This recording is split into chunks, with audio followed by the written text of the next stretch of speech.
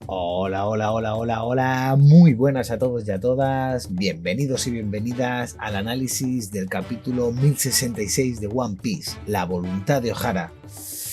Antes de nada, para comenzar, quiero avisaros de cómo va a ser la manera de proceder durante el capítulo, ¿de acuerdo?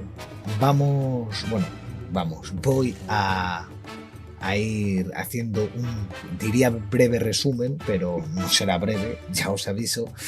Entonces voy a ir resumiendo lo que va sucediendo durante el capítulo y voy a ir parando en algunos puntos para ir pues dando detalles, dudas, pensamientos que me van surgiendo.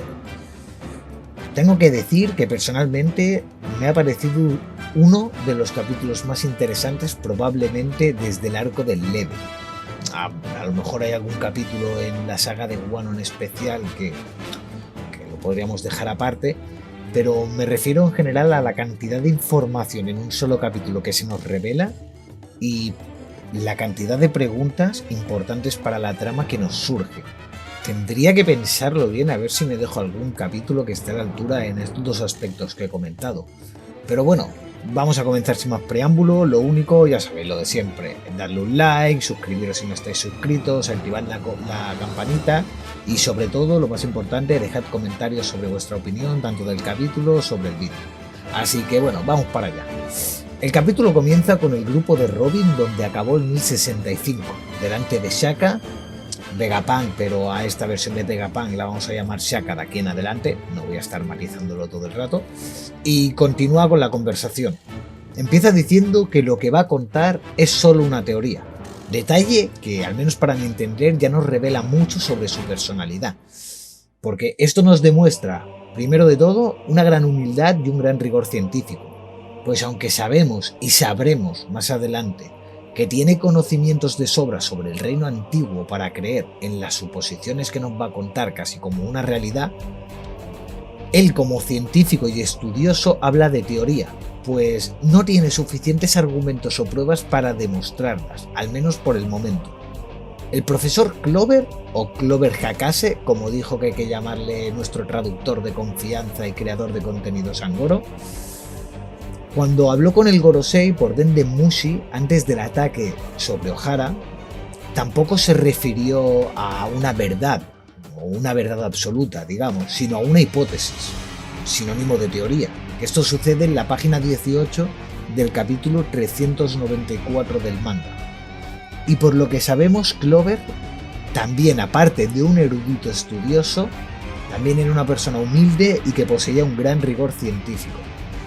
Como contraparte, tenemos a Caesar Clown, quien, aunque es cierto que es muy inteligente y posee muchos conocimientos científicos en diferentes ámbitos, sobre todo en armas y alguna cosa en Akuma no Mi, por lo que hemos podido ver, no es ni de lejos tan brillante como Vegapunk.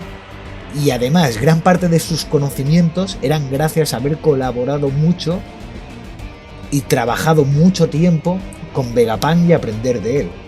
Pero aún así es un personaje súper arrogante, pretencioso, que se las da de genio absoluto, de ser más brillante y de estar por encima de cualquier otro científico, incluido Vegapunk. Entonces ahí ya tenemos un rasgo de personalidad muy interesante. Siguiendo con el capítulo, Shaka explica que en el campo de la arqueología un hombre arriesgó su vida para descubrir la existencia del reino antiguo y que halló en cierto lugar un artefacto fabricado en la misma época del reino antiguo, del siglo vacío, que reforzaba su teoría, a lo que Robin pregunta si dicho artefacto fue creado durante el siglo vacío, y Shaka le pregunta a Robin que cuánto sabe sobre el tema. Esto resulta muy interesante porque no solo no nos dicen qué puede ser ese artefacto, sino que tampoco nos dicen el cierto lugar. Y yo me pregunto, ¿el artefacto podría ser algún poneglyph y el cierto lugar podría ser Ohara? En este capítulo no nos aclaran si Ohara fue la isla natal de Clover o un lugar donde solo se instaló para continuar con sus investigaciones sobre los 100 años perdidos. Entonces a mí me lleva a pensar que quizás ese cierto lugar, con ese cierto artefacto que encontró allí, podría ser Ohara, ya que sabemos que en Ohara había un poneglyph. porque de hecho creíamos que Ohara era la cuna de la arqueología desde mucho tiempo atrás, antes de Clover. Y en este capítulo nos revelan que fue llamada así ya que arqueólogos de todo el mundo fueron allí siguiendo los pasos de Clover.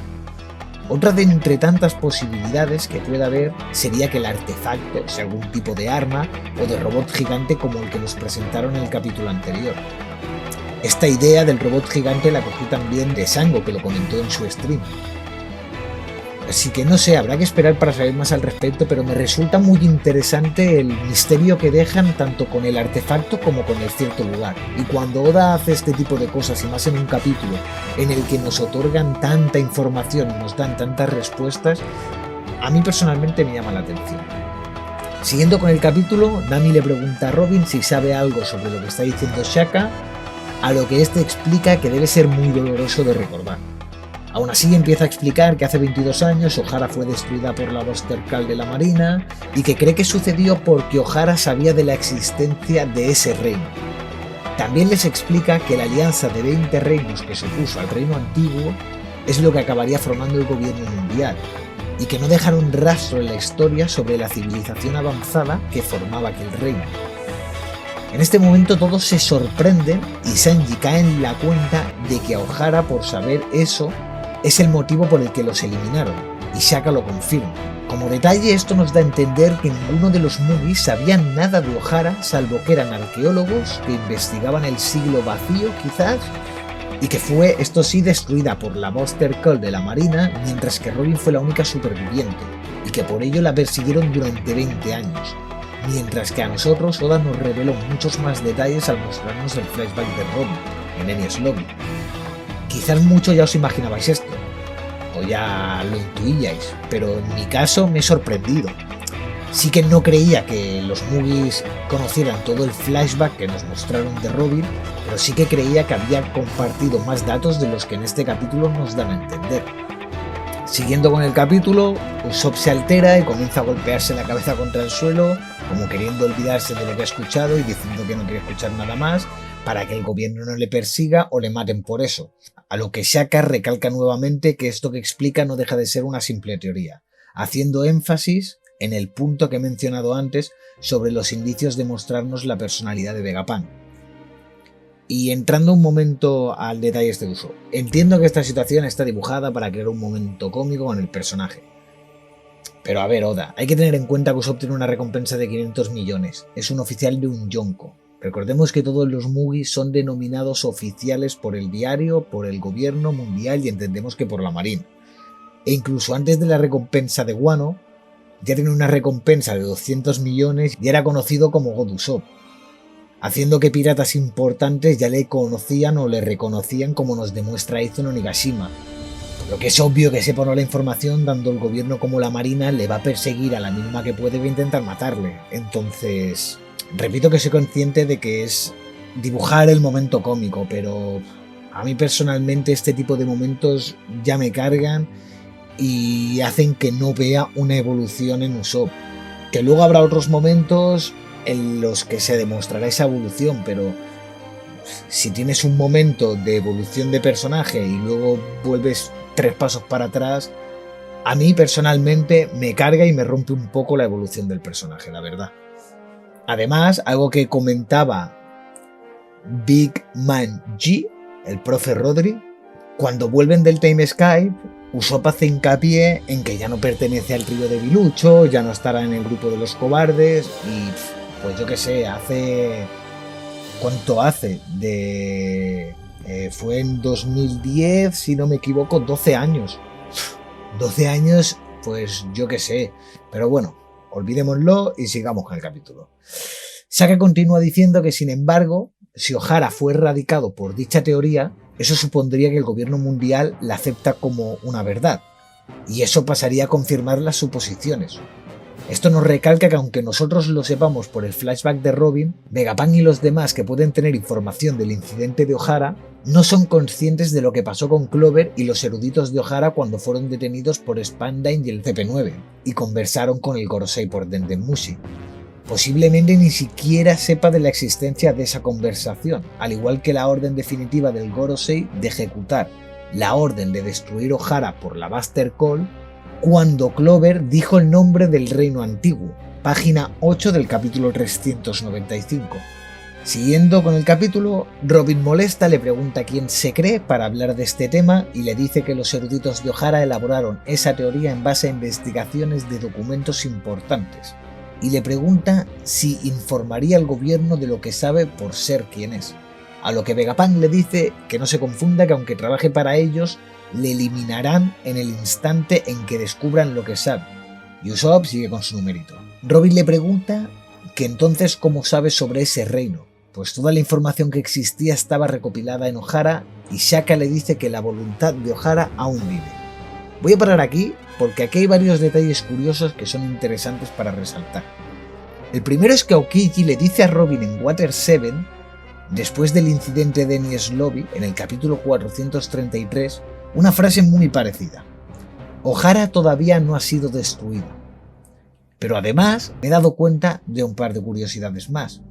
Como he dicho antes, hace un momento, el capítulo es el 433, lo que, aunque sea una tontería, a mí me ha llamado la atención, que el capítulo actual es el 1066, o sea, 33 es justo la mitad de 66. De hecho que es una tontería, pero me ha llamado la atención.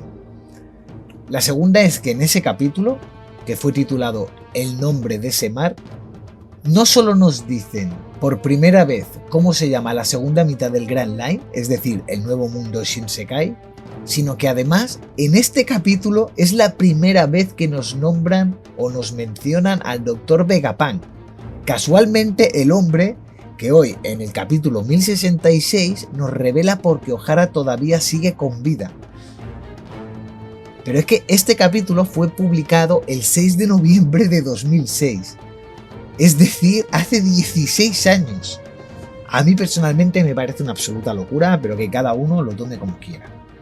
Siguiendo de nuevo con el capítulo, Shaka explica que el gobierno mundial dijo que los eruditos de O'Hara eran malvados, que planeaban derrocarlos y que algunos meses después él visitó la isla, ya que era un conocido de Clover, a lo que Robin se sorprende. Shaka nos explica que Clover fue un aventurero obsesionado con el siglo vacío en su juventud y que buscaba escritos por todo el mundo, que la marina le había capturado 10 veces y se hizo famoso como el mejor arqueólogo del mundo. Además, otro dato interesante que nos revela es que O'Hara se convirtió en un santuario de la arqueología gracias a Clover, ya que arqueólogos de todo el mundo se reunieron allí en tiempo récord porque le admiraban a él, y que la tragedia ocurrió precisamente por todo el talento que se concentró allí. Aquí me voy a detener de nuevo porque hay dos cosas interesantes. La primera es una apreciación personal, y es que Clover de joven, en el panel que nos dibuja Oda, tiene, o mejor dicho, me transmite, me recuerda muchas vibes a Nolan. Imagino que será por el rollo aventurero y cómo lo hace alegre, animado, no sé, pero a mí personalmente me las ha transmitido. El segundo tiene relación a la mención sobre que la marina había capturado y encerrado 10 veces a Clover, y es que en el capítulo 395 del manga, cuando Clover habla con el Gorosei después de que el CP9 ha encontrado el sótano del gran árbol del conocimiento y el poneglyph que estudiaban, comentan que ha infringido una ley mundial y que incluso una personalidad tan brillante y que ha aportado tanto a la cultura de la humanidad como él, puede caer.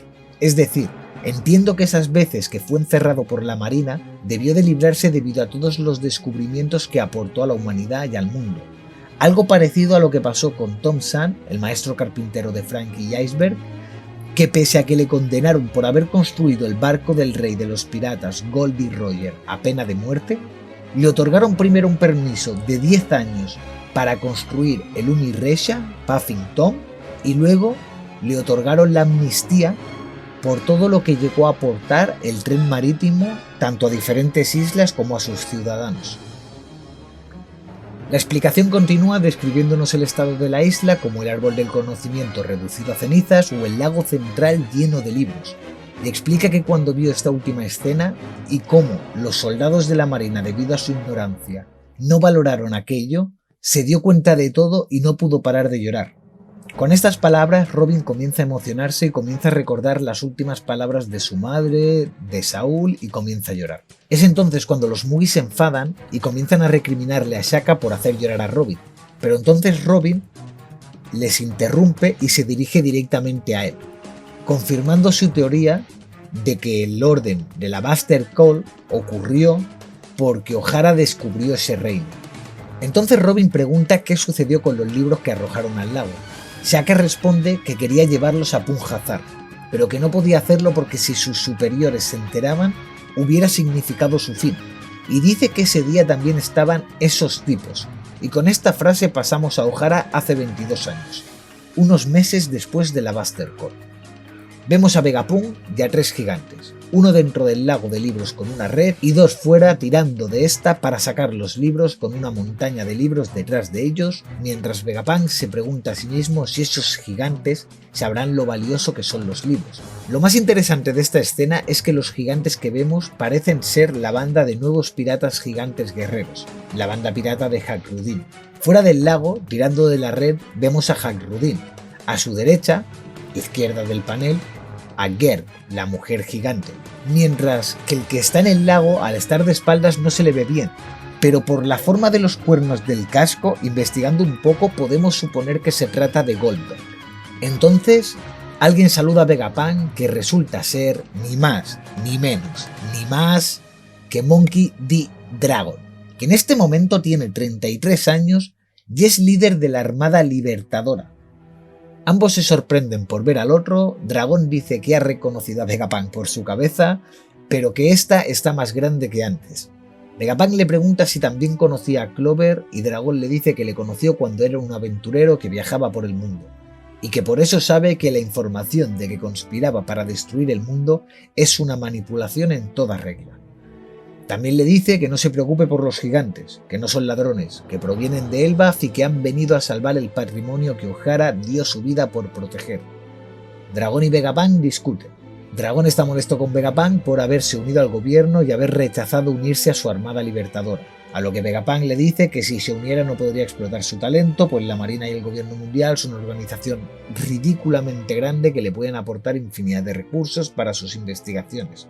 Y le pide a Dragon que no pierda de vista su objetivo, algo que Dragon comprende además de reconocer que Vegapunk sigue siendo un tipo honesto, pero está enfurecido por el incidente de O'Hara.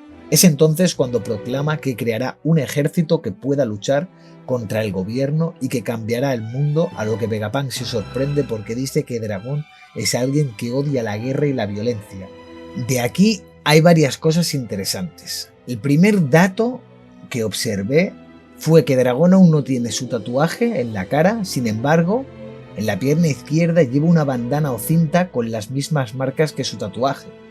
Y la banda o cinta la lleva, como he dicho, en la pierna izquierda, que es la parte de la cara donde se hará su tatuaje. El segundo es que Vegapunk tiene 43 años en el flashback de O'Hara, lo que quiere decir que actualmente tiene 65 años. Teniendo en cuenta que la esperanza en el mundo de One Piece, la esperanza de vida, es de unos 120 años, si no me equivoco, yo creía que Vegapunk tendría rondando los 80. Dragon tiene 33 años, por lo que ahora tiene 55. Creo que es la primera vez que nos dicen la edad de Dragon, a no ser que lo hayan comentado en alguna Biblecar o en la One Piece Magazine o algo por el estilo, pero no me suena. Y en el flashback de O'Hara, de momento, aún no había engendrado a Luffy. Faltan entre 2 y 3 años para ello, por lo que Dragon engendra a Luffy entre los 35 y 36 años de edad. La tercera, y siguiendo con Dragon y Luffy, es que para ambos el incidente de O'Hara significa un antes y un después. En Dragon, como sabemos ahora, para abandonar su pacifismo y odio a la guerra y a la violencia para enfrentar al gobierno mundial. Y para Luffy, cuando Robin le cuenta en Enies Lobby lo que sufrió por lo vivido con la destrucción de O'Hara y su persecución constante, hace que le declare la guerra al gobierno mundial, pidiendo a Sogeking que queme la bandera del gobierno en la mítica icónica escena de One Piece. Es decir, este incidente es el detonante para que tanto padre como hijo acaben declarando la guerra al gobierno mundial a su manera. El cuarto tiene que ver con el ejército o armada revolucionaria. Entiendo que no solo está creado para la función que conocíamos de ser una fuerza opositora a los Tenryubito y al gobierno mundial, sino que en este capítulo entendemos que la función principal también es poder plantar cara a la marina y al gobierno para evitar que pueda volverle a pasar a alguna nación o isla lo mismo que a O'Hara, Quizás esta es la razón por la que a Lulusia, en lugar de atacarla con una Buster Call como a O'Hara, le atacaron con el arma o ataque misterioso que nos mostraron en el capítulo 1060. Hay que recordar que el ejército revolucionario se encontraba cerca de la isla, y quizás podría haber protegido a la gente y la isla misma de una Buster Call enfrentando a los barcos que se dirigían a realizar el ataque. El quinto detalle es el hecho de que Dragón odia las guerras y la violencia, y nos da una visión más clara de por qué dijo que no podría perdonar jamás a Sabo en caso de que hubiera sido real que él hubiera matado al rey Cobra de Arabasta. Pues es consciente que ese tipo de actos no harían más que convertirlo en lo mismo que el gobierno mundial, es decir, les convertiría en lo mismo con lo que quieren acabar. El sexto detalle es que en la mini historia de Nell, en la portada del capítulo 442, vemos la Jolly Roger de los piratas espaciales, la cual recuerda mucho a la enorme cabeza de Vegapunk. Lo más curioso de todo es que la primera aparición de los piratas espaciales se da en el capítulo 438, 5 capítulos después de que nos nombren por primera vez a Vegapunk. ¿Tendrá alguna relación? ¿Será coincidencia? El penúltimo detalle a resaltar es un aporte que realizó Sangoro en su stream de los jueves, en la lectura rabalera traduciendo el capítulo del japonés al español. Y es que la silueta tan rara que vimos de Im-sama quizás se deba a que su físico tiene alguna particularidad parecida a Vegapunk. También comentó que veía un cierto parecido con la estatua del dios Ver que había en Skypiea, y aunque yo no termino de encontrárselo, me parecía digno de mención. Y el último es un detalle gracioso y es algo que comentó Hisashi en el stream de Sango, en el chat, y es que la cabeza de Vegapunk encaja con el nombre de la isla en la que están los Mugis actualmente, Egghead. Pues realmente la cabeza de Vegapunk parecen unos testículos con mucho vello del revés. El otro parecido obvio sería un corazón. Es una tontería graciosa, pero quería comentarlo. Y por último, comentar algo que no es un detalle, sino que lo que para mí es el mayor error del capítulo. Y es el hecho de que puedan rescatar, por lo que entendemos, todos o casi todos los libros del lago. Es decir, han pasado meses en un lago que no es que fuera un lago seco, era un lago con agua, libros, papel. Hubiera sido muy fácil decir que consiguieron rescatar una cantidad de libros, no todos los que quisieron, y esta cantidad era porque estaban en la superficie, no llegaron a estar mojados del todo y de ahí que los pudieron rescatar. Pero no comprendo de ninguna manera que la cantidad incontable de libros pudieran ser rescatados y trasladados a otro lugar que sabemos que Selva fue un poco más adelante. Lo siento, soy fanático de la obra, pero cosas así me cuesta mucho. Luego quizás Oda saca, pues, yo que sé, cualquier cosa para arreglarlo, como que eran de un material especial. Lo siento, pero cosas así cuesta mucho defenderlas o comprarlas siendo objetivo. Y es que al final no deja de ser lo que es. Un montón de libros en un lago. Para mí este es el error más grande del capítulo. Volviendo al capítulo, Shaka termina el flashback recordando unas palabras de Dragón que fueron: la muerte de Clover y la voluntad de O'Hara no se olvidarán. Entonces comenta que ese mismo año Dragón, junto a Emporio Ivankov y Bartholomew Kuma, fundaron la Armada Revolucionaria que conocemos hoy en día. Entonces cada Mugi reacciona con lo que más le ha llamado la atención de toda esta charla. Los detalles más curiosos, en mi opinión, de estas reacciones son la de Robin y la de Frankie. Pues con la de Robin sacamos en claro que Dragón no le contó nada a Robin sobre esto durante los 2 años que pasaron en el Time Sky, y suponemos que no le contó muchas otras cosas que más adelante descubriremos y que serán importantes. Y de la de Frankie cerramos la duda que teníamos y confirmamos el por qué Vegapunk programó a Kuma la orden de proteger el Sunny durante los 2 años del Time Sky. Había muchas teorías sobre si Kuma se lo pidió a Vegapunk, Vegapunk cumplió. Ahora sabemos por qué cumplió, porque realmente está del lado de Kuma, de los revolucionarios, y está con el gobierno mundial porque le subvenciona. Ya está. Volviendo al capítulo, Shaka continúa la explicación y dice que los escritos de O'Hara nunca cayeron en manos del gobierno y que por su curiosidad fue a Elbaf y le dejaron leer todo el material. Es decir, leyó todo sobre Ohara y los secretos del mundo, y ahora gracias a su genio todo está dentro de su cerebro, y lo sigue usando en sus investigaciones. Robin emocionada le pregunta a Shaka si el gigante vendado que lideró a los gigantes se llamaba Saúl, y este se lo confirma y dice que a día de hoy sigue escondido y que nadie sabe cuál es su paradero.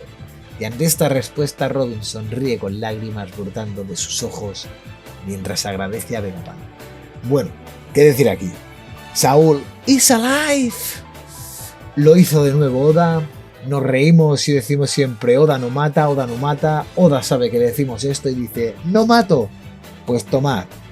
Alguien que pensabais que está muerto desde hace 17 años tranquilamente, quizás hasta 18, no he buscado la fecha cuando salió ese capítulo, pero bueno, entendemos lo que quiere decir, pues ahora está vivo. Hay un dato curioso y es que parece ser que Aokiji con Saúl usa un ataque llamado Ice Time Capsule.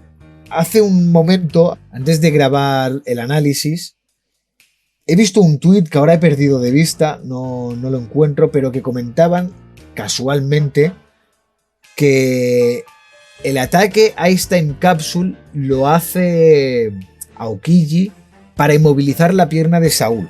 Después hace un ataque que es Ice Time, pero hay puntos suspensivos. Y otras veces que ha usado el ataque Ice Time, Oda no ha puesto nada. Es decir, quizás Aokiji dice algo más que podría ser otra vez el Capsule o otra palabra que significara un nuevo ataque para que Saúl sobreviviera. Igualmente, aparte de esto, tampoco creo que sea un dato muy relevante porque de por sí ya hemos visto a varios personajes, por no decir la mayoría, sobrevivir a los ataques de hielo o de congelación de Kuzan. Entonces, no sé, luego al final del análisis hay una sección con detalles breves, con preguntas que surgen y ahí hablaremos. De momento, volvemos al capítulo. Shaka le pide a Robin por favor que no deje que el sacrificio de Ohara sea en vano. Se autoproclama como un aliado de todos los eruditos por su naturaleza de científico y sin liberarles activa las botas de los Mugis para que se muevan solas y le sigan, ya que tiene algo que mostrarles. Con este cierre pasamos al grupo de Luffy. Este está en lo que sería el hombro del robot gigante que nos mostraron al final del capítulo anterior, buscando una manera de acceder al interior de este. Como no encuentran ninguna entrada, él y Chopper piensan que se tiene que manejar solo y comienzan a gritarle pensando que de esa manera se activará. A lo que mientras están gritando, llamándole Robonosuke, Roboking, como si fuera su nombre y de esa manera se activara, Bonnie dice que son muy infantiles y que es obvio que no se activará ni se moverá. Y ahí es cuando de golpe surge una explosión o sucede, suena, no sé cómo describirlo, porque el robot sigue intacto. Entonces aparece el verdadero Vegapunk atrapado por la mitad en el centro del robot. Parece ser que se ha teletransportado pero que ha fallado. A Luffy le recuerda cuando conoció a Kinemon y le ayuda a seguir tirando de él. Vegapunk reconoce a Luffy como el hijo de Dragon y le dice que sabía que vendría. Bonnie le reconoce y Vegapunk también la reconoce a ella. Se sorprende por verla tan crecida y se alegra de verla bien, mientras que Luffy se sorprende porque Vegapunk está flotando. Este les dice que es una función de las botas DOM y les explica cómo activar las suyas.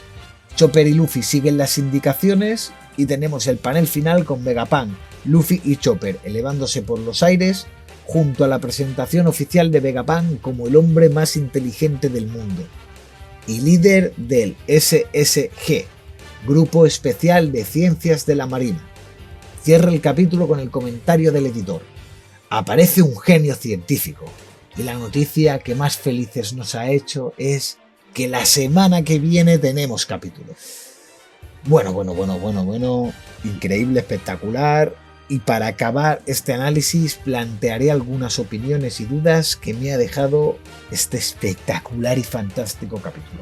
Así que vamos allá. Anotaciones finales. Lo primero que quiero decir, recalcar, es que por fin ha sucedido lo que llevo tiempo pidiendo de One Piece. Un capítulo estilo Hunter x Hunter, donde hay mucho más diálogo con explicaciones e información que otra cosa. Ha vuelto Togashi y parece ser que Oda se ha puesto las pilas. Yo lo dejo ahí. Pero a mí es algo que me encanta. Sé que hay mucha gente que lo critica, que no le gusta, que que tedioso es un capítulo de Hunter x Hunter, que solo es texto, solo es texto. A mí me encanta. Porque tenemos tantísimos misterios con One Piece que necesitamos capítulos así para darnos información y aclararnos muchas y muchas cosas. Yo por mí, por favor, que haya muchísimos capítulos así. Shaka confirma que cualquiera que tenga una mínima idea sobre el reino antiguo y los sucesos del siglo vacío han sido erradicados por el gobierno y que incluso su vida correrá peligro si el gobierno mundial descubre la información que él sabe. Esto plantea varias opciones que pueden estar relacionadas. Lucci dejó entrever que Vegapunk está relacionado con el incidente de Lulusi y por eso tienen que acabar con él. Y Stussy dice que Lucci suele tener muy buena intuición, es decir, es la manera que tiene Oda de decirnos que la intuición de Lucci es correcta. Por lo tanto, es muy probable que el arma que destruye Lulusia tenga relación, como incluimos, con el reino antiguo y el siglo vacío, ya sea porque es una de las armas ancestrales o porque es una réplica de una de estas o de armamento que utilizó el reino antiguo durante la guerra del siglo vacío.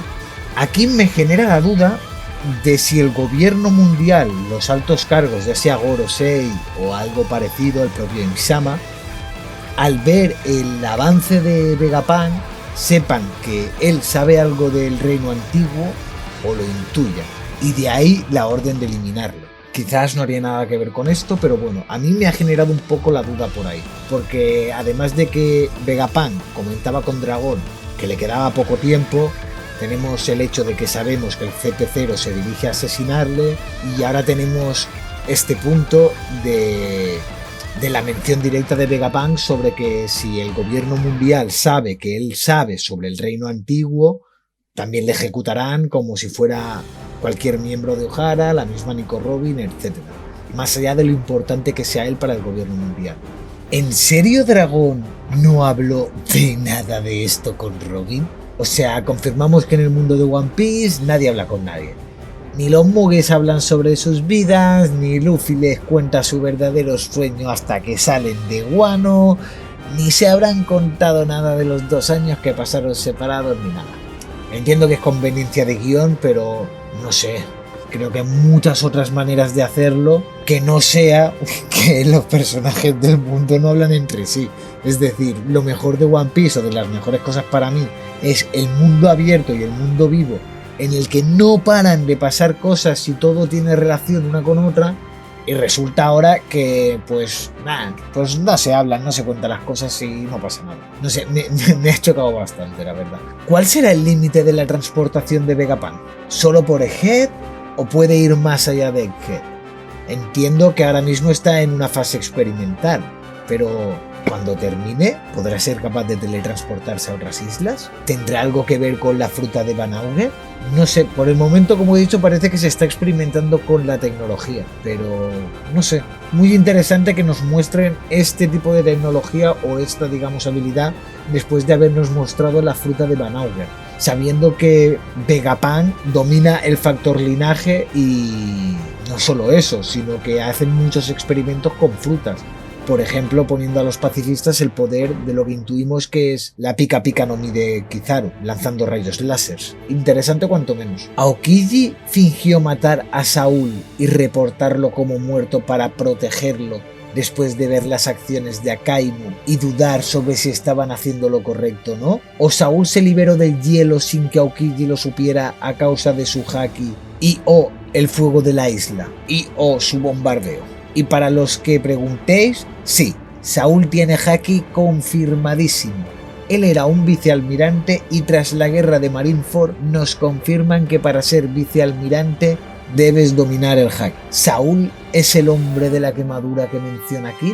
Tendría lógica que tuviera quemaduras o marcas de ellas y que tuviera conocimientos como para que Kid se plantee ir a buscarle tras obtener el Road Pony. Tendría todo el sentido, vamos, pero si es él, ¿dónde lo encontraron? ¿Seguirá en el BAF aunque Vegapunk nos haya dicho que nadie sabe su ubicación y Kid y su tripulación habrán estado allí?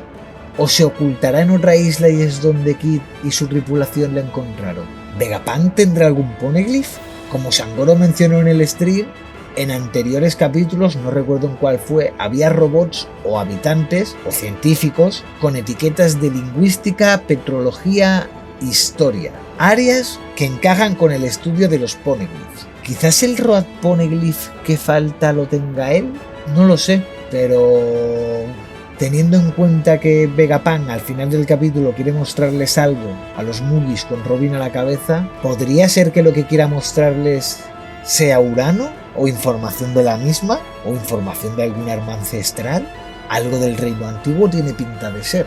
Vegapunk tiene la cabeza abierta y no es tan grande como en el flashback. Intuimos que se habrá realizado algún tipo de operación para separar su cerebro en partes y de ahí crear los otros 6 Vegapunks que nos han presentado. ¿Vegapunk sabe algo sobre Nika y su fruta? Bonnie se extrañó al ver a Luffy sin pelo blanco y sin los toques blancos que se veían en la foto de su cartel, pero Vegapunk no hace ningún comentario, le reconoce al momento y pasa a otro tema. ¿No le extraña porque sabe algo sobre la Ito Ito modelo Nika? ¿O será porque el cartel con la foto versión Nika con las noticias del nuevo Yonkou, la estela de Vegapunk, el auténtico Vegapunk, ni lo ha visto ni se ha enterado y eso es algo que sabe Shaka y los otros Vegapunk? No sé, pero me ha resultado interesante este detalle también. Y para terminar, decir que Goda lo volvió a hacer. Años preguntándonos cómo sería Vegapunk, haciendo dibujos, haciendo fanarts, intentando darle forma a las siluetas. Y al final ha resultado ser lo más jodidamente lógico posible. El hombre más inteligente del mundo, el científico más brillante del mundo, está totalmente inspirado en Einstein. No hay nada más que decir. Y bueno, y con esto terminamos el análisis. Espero que os haya gustado mucho. Si os ha gustado y es así, dadle al like, dejar comentarios, explicar qué es lo que más os ha gustado. Si no os ha gustado, decir por qué no os ha gustado. Compartir vuestras impresiones. Si hay detalles que me he saltado o que he obviado, comentarlos también. Acabo de caer, por ejemplo, ahora que creo que no he comentado que aparte de la inspiración de Einstein, que la cabeza, pues lógicamente o intuimos será una referencia a Newton y la gravedad. Pues mira, detalles como este, muchos otros, cualquier cosa que creáis, impresiones que queráis compartir, teorías o ideas que tengáis sobre cómo puede seguir el próximo capítulo, cualquier respuesta que se os ocurra a las preguntas que he dejado abiertas, las dejáis en comentarios. Y si no estáis suscritos, pues suscribiros y activar la campanita, ya sabéis. Y con esto lo vamos a dejar por aquí. Muchas gracias a todos y a todas, familia, y nos vemos en el próximo vídeo, sea de teoría, sea de análisis, o sea de spoilers o de resumen, o lo que sea. Así que nada, familia, hasta la próxima y a cuidarse.